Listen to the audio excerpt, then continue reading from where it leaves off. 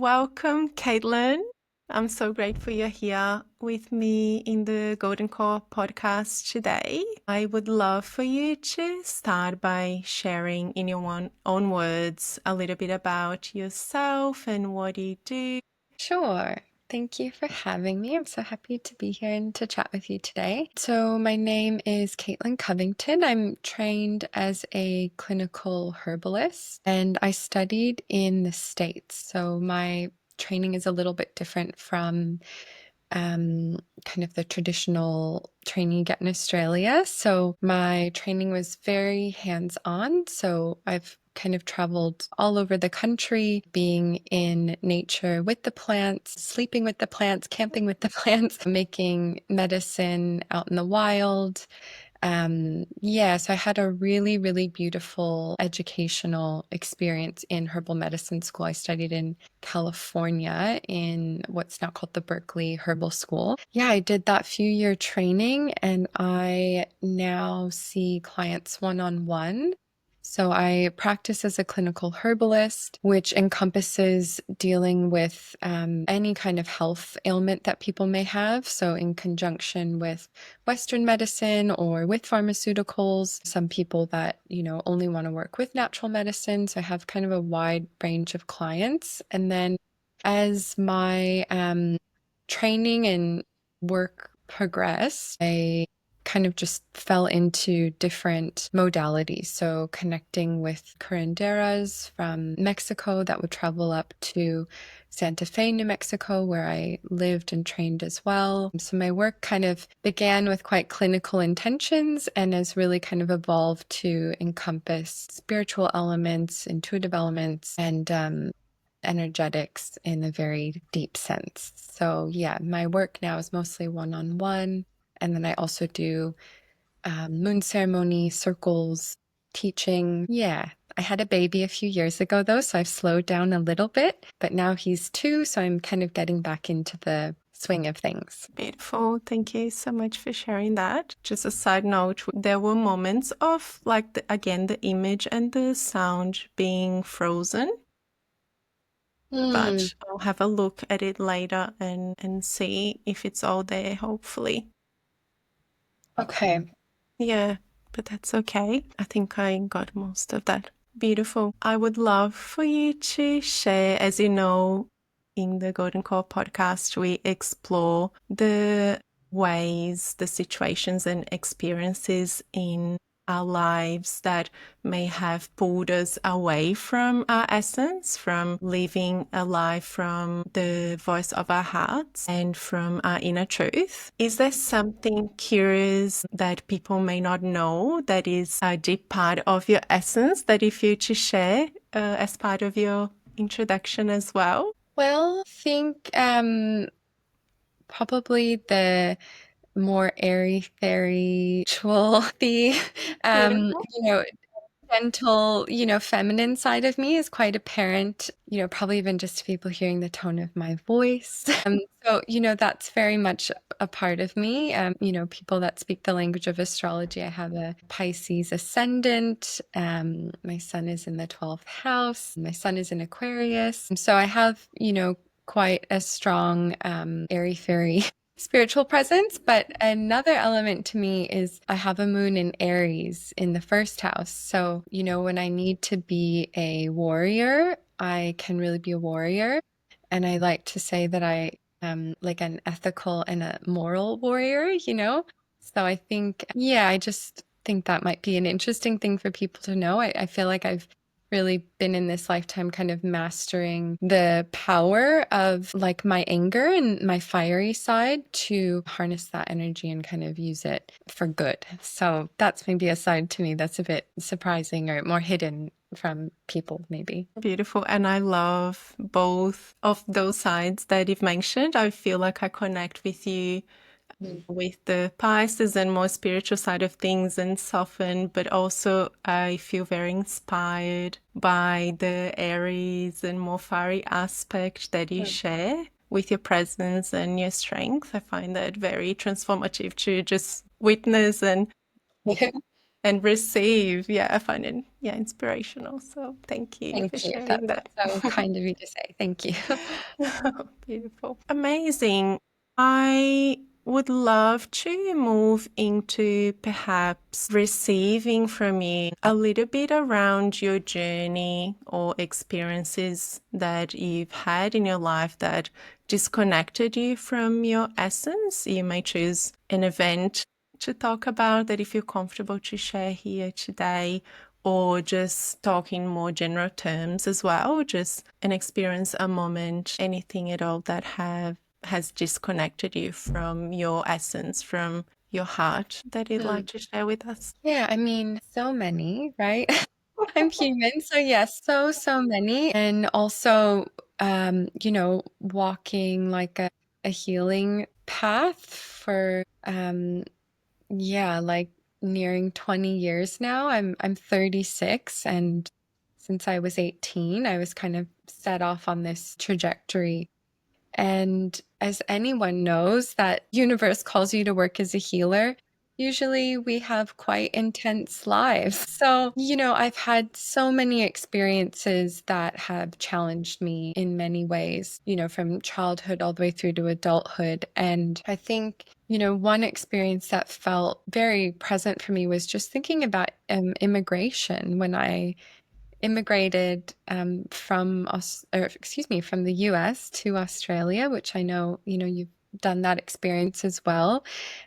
So much happened in that time period. About a month and a half after I moved here, my grandmother died. So my Brazilian grandmother passed away, and I wasn't able to go home and be a part of the funeral and saying goodbye to her.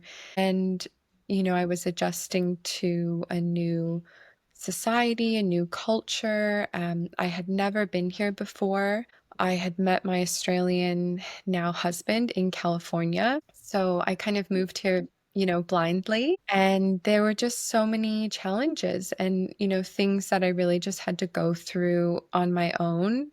I obviously had my husband for help, and I did have friends here and, um, already a little bit of a community, but there was just a lot of, shocks and adjustments and, figuring out how to do life and all these different challenges. So it really jolted me. It definitely challenged me to stay connected to my spirit and my essence when I was trying to just, adapt and survive and figure out the, kind of social code, of living in a new place.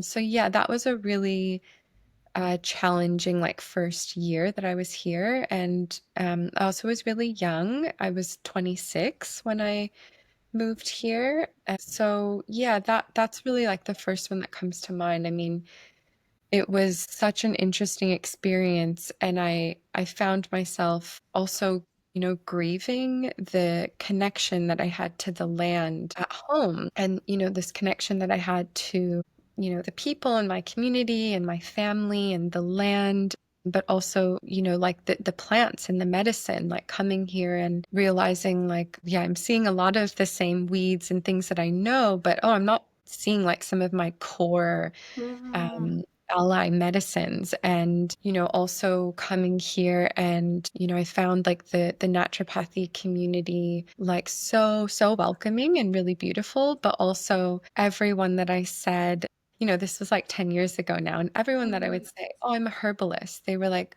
what, like a naturopath? And I would have to go through this whole kind of song and dance of like explaining, like, yes, it's similar, but I'm also kind of different in how I work. So it was like this real challenge for me to, not lose my essence, not lose my kind of core truth in trying to just adapt, and be liked and be fitting in and get work and all these things. It was a real challenge for me to, I guess, kind of integrate like, oh, okay, I'm kind of coming here with like a big medicine that, not everyone understands, while also, all the normal kind of adjustments to, immigrating. Yeah, that was the first thing that kind of came to mind in being asked that question. And I have, this one really strong memory. When I first moved here, I also moved to Footscray, which, that was a shock as well. Like I was like, oh, I feel like, and this is like Footscray, like, yeah, 11, 12 years ago now. So a little Yeah. bit different from now. I was like, oh, I'm like in like Vietnam, like, whoa, like what's going, it's Very such a multicultural. very multicultural. And I had lived in the San Francisco Bay Area before I came here, which has a huge Asian community, but I just wasn't at all adapted to the Footscray kind of community. So, that was a cultural shock. And then I moved eventually to Newport in the western suburbs of Melbourne. And I would just go for so many walks. And I just found like connecting with the plants in my neighborhood really grounding. And there's roses and rosemary and lavender and a lot of plants I was very familiar with. And I found that very grounding and really helpful. And I had a memory actually in reading your questions of, walking my Newport neighborhood. And I kept noticing the red bottlebrush. And, that's a native. We don't have that where I'm from. And I just kept noticing it like, oh my gosh, this is such a crazy looking plant. I've never seen this It's before. incredible. It just really kept drawing my attention, drawing my attention. And then I think my husband told me what it was and I like Googled it or something and found that the Australian bush flower essence line, they use that for huge life transformations that you're having trouble adjusting to. So like Oh, beautiful. retirement, death, birth of a child, immigration. So Huge it's just transition. such a huge transition. And it was like in that kind of interaction that I had with that plant, it just kind of yeah, it felt very supportive in a time when, yeah, it was a struggle. How beautiful. It's, yeah, when you lose that sense of belonging, it's, I guess, the grief. There's no other way of describing it. It's the death in so many Mhm. ways. That person you were before moving into a new country will no longer exist. That version of you, even when you return, you bring with Mhm. you the experiences of this new place and all the learning and exchanges, and it's just such an interesting transition. I feel like, yeah, it's hard to put into words. Only once you've experienced that, you just know what that's like. And of course, in this scenario, having all the safety, and as you said, your husband was there to support you and his circle of friends, and you kind of, your life starts from there. It just makes me think of those situations where you can't choose, you are leaving your home and your land and your family behind without supports and without having any control over that. Yeah, it's such a big one, this uprooting. It was, Yeah. yeah, it was huge and it was unexpected too. I think that was what made it Mm. because I had moved a lot in the US, like on my own. So, I'd already, been moved across the country and, settled in different cities by myself. And so I kind of thought like, oh, like I'm a mover, like I'll be fine. And I was like, wow, Australia is really far. This is like so out of my comfort zone and what I expected. And yeah, so it was intense. Another aspect, I don't know if it was your experience as well, but for me being a migrant as well, the climate, the weather, I believe. So you said California, so that would be quite different coming to Southern Australia. Did you experience the seasons in a different way? Was it different to where you're from? Yeah, so I grew up in Chicago, which is very cold, Oh, yeah. very harsh, intense winters. Everything dies, all the plants Mm. die. So I left there when I was 18, and then I lived in Santa Fe, New Mexico for 4 years, and that is a high desert climate. So it shares mountains with Colorado. So there it snows as well, but it's very sunny. So there are 4 seasons and a cold winter, but there's a lot of sunshine. In Chicago, Mhm. like everyone gets like seasonal affective disorder, really low vitamin D, it Wow. can be gray for so long. Yeah. was a really harsh winter. And then I moved from Santa Fe, New Mexico. I lived in Oregon for a little bit. That's very kind of similar to here, it can be cold and damp and rainy. And then I moved to the San Francisco Bay Area, which it shares similarities to here. Like there are a lot of gum trees. The coastline can look quite similar. The ocean up there, it is colder. So there are some similarities, but I lived in Berkeley and Oakland, which is like across the bay from San Francisco, and those are definitely a lot more mild than Melbourne. Yeah. And first winter I was here, they said it was like the coldest winter in like, I don't know, like 30 years or something. So that definitely was a shock, the winter. And I think, yeah, my body definitely, I had a lot of hot baths. It definitely was an adjustment and a shock because I wasn't expecting it to be that cold. And then my body's quite sensitive to that damp cold. Yes, I can relate to a lot of that. You've mentioned your connection to the plants from back home and the native plants here in Australia, the warm baths and all of those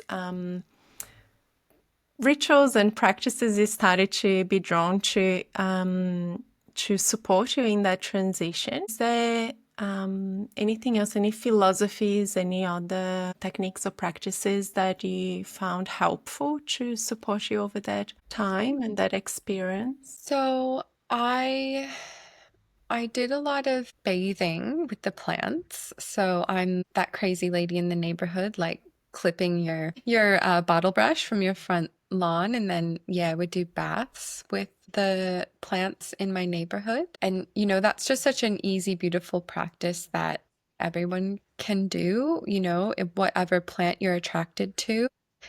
Majority of plants won't cause any skin rashes or anything like that. So yeah, I did a lot of bathing with plants. I did a lot of just sitting and grounding myself. That was like a huge thing. I really felt like a part of my energy was elsewhere. Like my energy had to catch up to my physical body of, as far as I know, I'm the first in my bloodline to ever come to Australia. And from my perspective, like the energy here is very different from the northern hemisphere and what I was used to. And, in terms of, the seasons and things like, I was very much kind of operating on a very seasonal kind of European, druid pagan kind of calendar of, Beltane and Samhain. And then I have, even now, I still kind of honor those days, but I do find it slightly disorienting. Like it doesn't totally align with the land in Australia.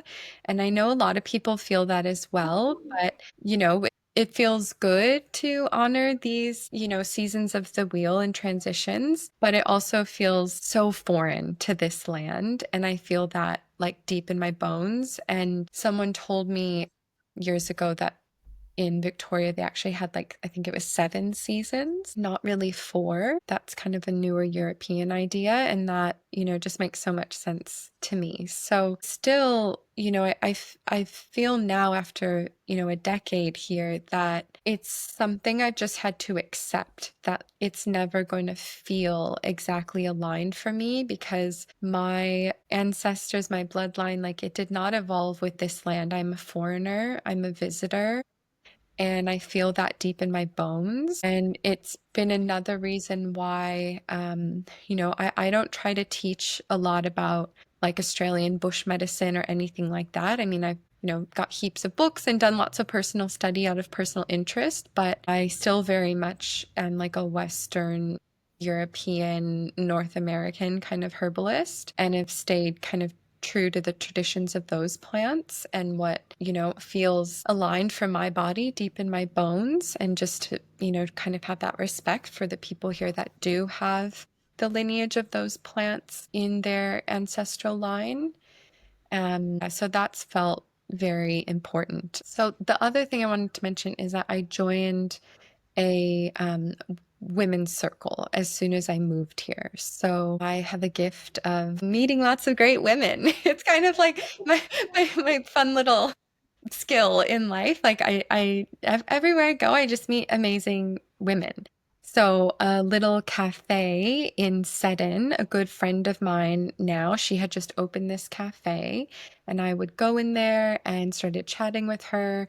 And then she invited me to a circle that she was holding after hours in the cafe, a women's circle. And it actually was a grief circle. That was the theme of it. And there was another woman, two other women in there that had just immigrated as well. So I found the support in that circle really helpful too. And a few of them are still like my really good friends. They were at my birth with me. So yeah, that was really helpful. Like women and plants. Oh, It heals everything, right? Just uh, heals everything. Good women and herbal medicine. It freaking heals everything. we all need them. How beautiful. Thank you for sharing. Very special. I would love for you to expand, if touch on this a little bit earlier on, for you to expand on the role that both your spirituality and your intuition played in this journey of being in Australia, Mm, as your own person and leading the way both personally and in your work from mm, your heart and from this authentic truth. If you could talk about this a little bit more. Hmm.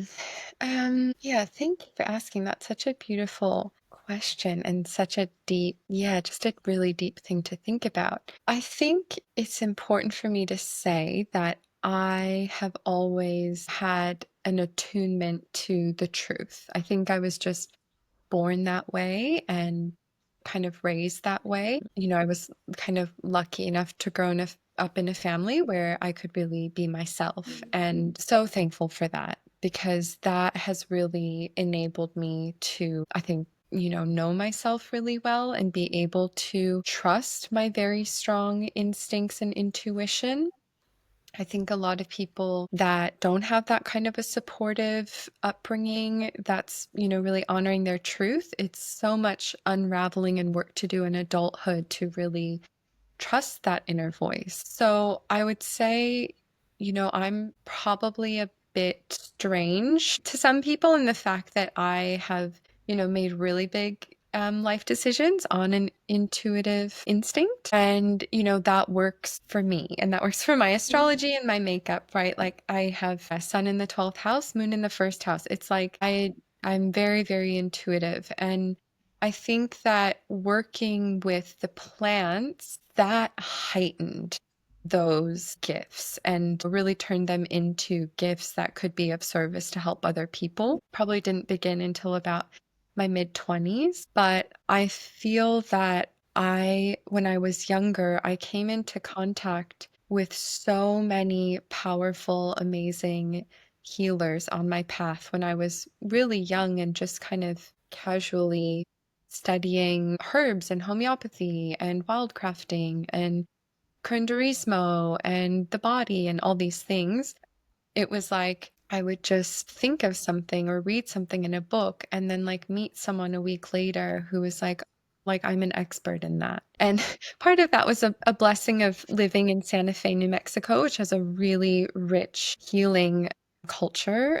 Traditionally, there's also acupuncture schools, there's just a lot of healers. So I think something about meeting kind of elders on the path and seeing people that had kind of already like cracked the illusion of the matrix of this world that tells us that our rational, logical, scientific mind and thinking is the only thing to trust, the only thing to be praised, the only thing that's real. I had gotten into contact with these elder healers that were already very much living in a very different vibration, and that really awakened something in me. And it kind of, I think, energetically attuned me to things that I really had no ability to get there on my own. It was like I had to be in these spaces and places with certain people to deepen my intuition, to really trust it more and live by it more. And then working with the plants, I think it does this for everyone. It makes you more in tune with your body, it makes you more in tune with the earth, with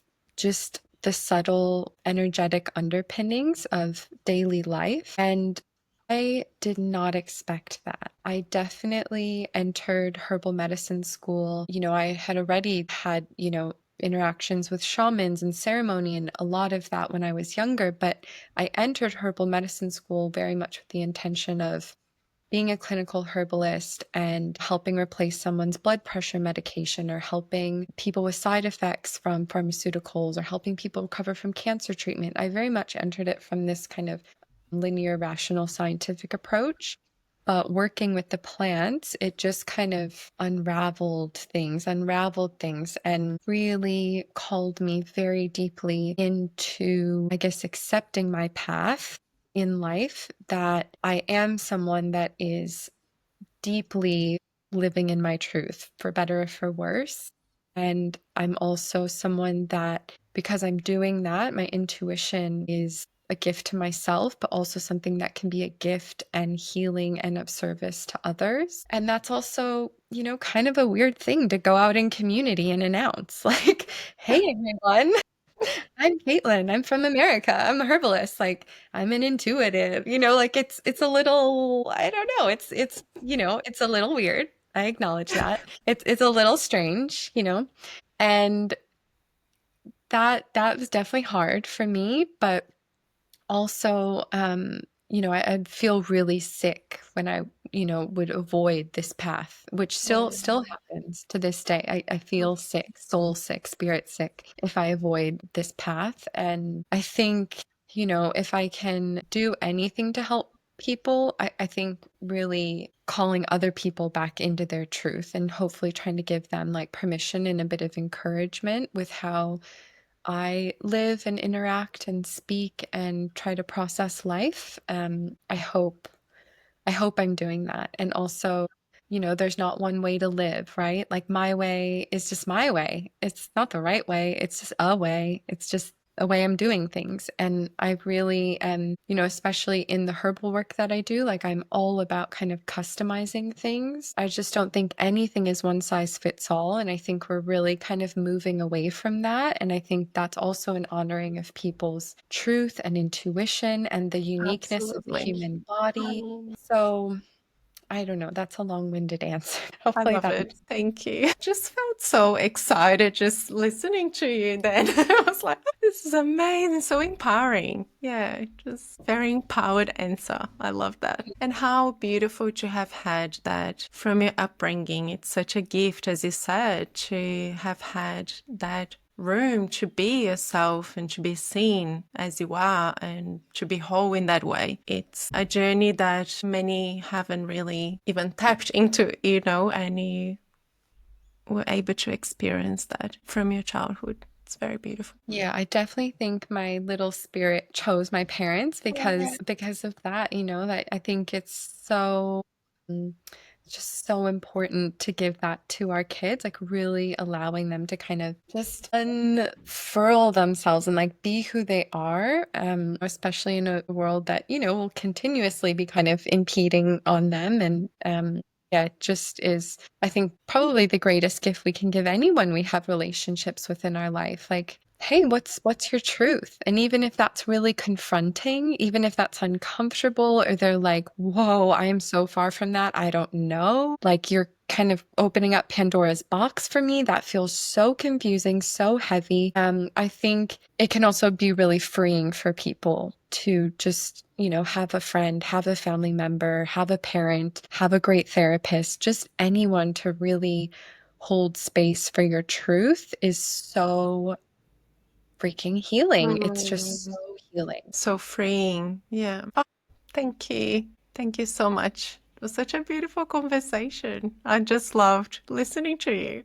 You speak in a very poetic way as well. Oh. It's just so beautiful and moving. Thank you so much for your time. I would love for you to share how our listeners can connect with you and learn a bit more about your work. What offerings and projects are you currently excited about that you'd like to share with us? So, yeah, as I said, I am like 2.5 years postpartum with my first child. So I am not as present with my work as I have been. I'm still kind of finding my way, and I like to be really transparent about that. Like, I'm not a high energy girl boss doing 50 things at once. So, I'm finding my way with things. So, right now, my business, it's called Flora Stone Apothecary.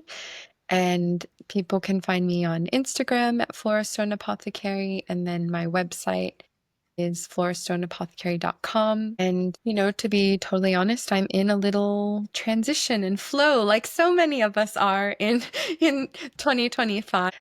But yeah, right now, really just reaching out to me directly, and we can connect that way and see if you feel called to work with me with herbal medicine. That's one-on-one work, and I work with people all over the country. I also work with people all over the world at times. I still see people in the US, and we can work online, and I can send you herbs, or you can come in person. I have a healing studio on the Mornington Peninsula.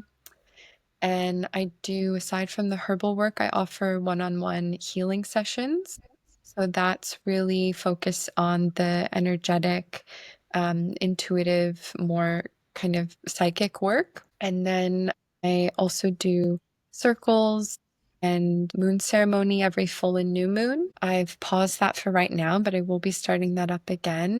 Yeah, teaching. I'm wanting to offer some more classes soon. So yeah, probably just connecting with me on Instagram is the best way to stay updated. Wonderful. And I'll share the link to your Instagram and your website in the episode notes as well. Thank you so much for your time. Yeah, thank you so much. I'm just so excited to have these kind of conversations. It's just so lovely to, reflect and think about these things. So, yeah, thank you for the beautiful, insightful, thought provoking questions.